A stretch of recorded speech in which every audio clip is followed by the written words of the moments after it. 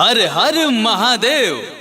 आ गई आ गई आ गई, केजीएफ साड़ी वाली आ गई। जी हाँ, इस सावन के पावन महीने में आप सभी के विशेष डिमांड पे विशेष कलेक्शन के साथ आपके शहर, आपके गांव, आपके गली, आपके मोहल्ले में केजीएफ साड़ी वाली आ गई है। अगर आप सोच रहे हैं बाबा पे जल चढ़ाने का, तो आपके लिए लेकर आए हैं हरा रंग, पीला रंग और गेरुआ रंग।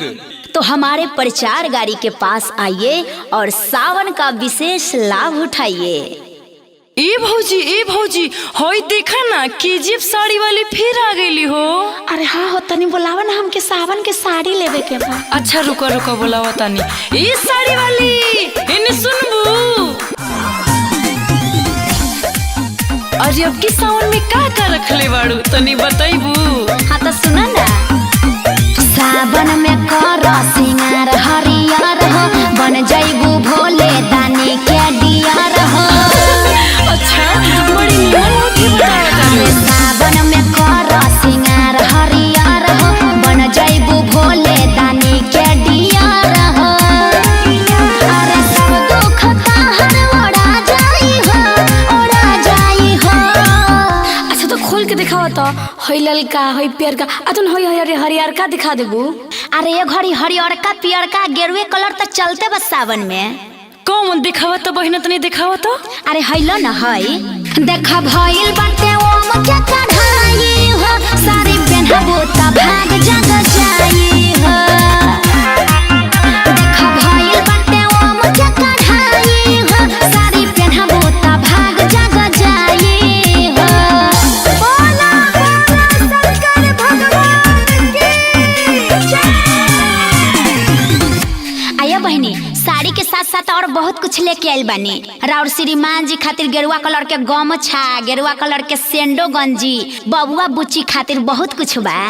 ए बहिनी का कही बबुआ बुच्ची के, 3 साल हो गईल हमर शादी के, अभी ले एगो बाल बच्चा न भइल। हमरा घर में हम बनी, हमर श्रीमान जी बनी। अरे टेंशन काहे के लेत बारू, हई साड़ी ले जा आ भोले बाबा पर जल चढ़ावा, ये साल तक तहार कल्याणे हो जाई। सही में बहिना। अरे सुना ना, बात सुना। भोला बाबा वाला साड़ी पहनी जल ढारबू, कृपा तबे करी है हो। अंगना में तहारा बधाइया बाजी, सोना गोदिया भरी है हो। सही में का एहो महिमा बायगम विशेष हो। अच्छा रे हरली है सारा कलेश हो। ठीक है बा। साले भर में तू बन जाइबू माई हो, बन जाइबू माई हो।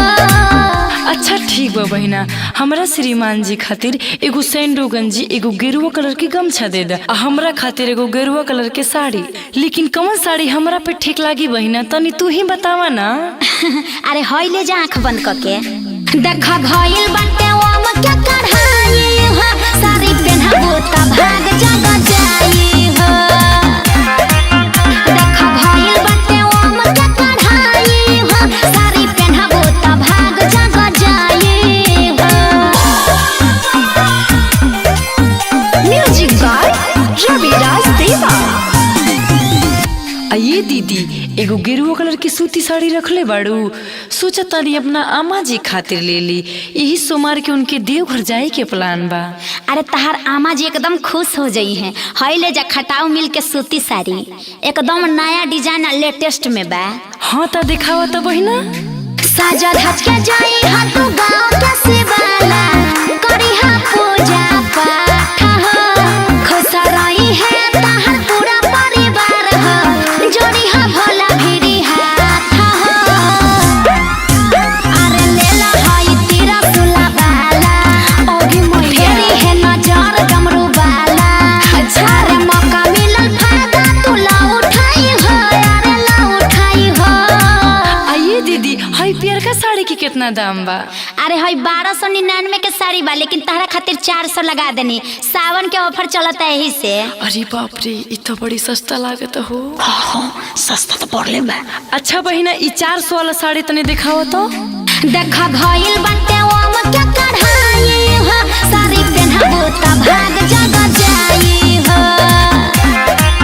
देखा भइल बाटे ओम के कढ़ाई हो,